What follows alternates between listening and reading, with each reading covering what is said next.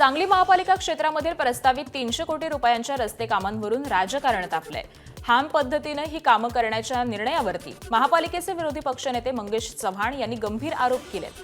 चांगल्या स्थितीमध्ये रस्त्यांवरती पुन्हा काँक्रिटीकरण करून महापालिकेवरती 300 कोटींचं कर्ज लादलं जात असल्याचा दावा त्यांनी केलाय। तसंच निविदा प्रक्रियेमध्ये मनपसंत ठेकेदारांना लाभ देण्याचा देखील आरोप करण्यात आलाय। तसंच ही कामं तातडीने रद्द न केल्यास आंदोलनाचा इशारा मंगेश चव्हाण यांनी दिलाय।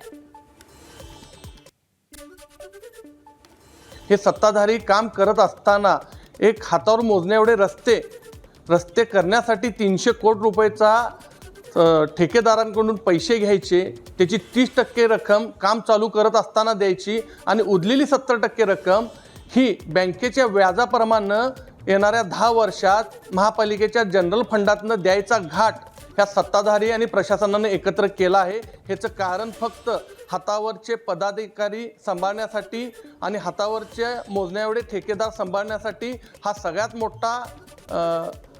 मोठं पाप हे सत्ताधारी आणि प्रशासन मिळून करत आहे। ह्याच्यावर भाजपच्या नेत्यांनी लक्ष घातलं पाहिजे का हे भाजपचे नेते ह्यामध्ये सामील आहेत हे पण ह्यामध्ये तपासणं गरजेचं आहे।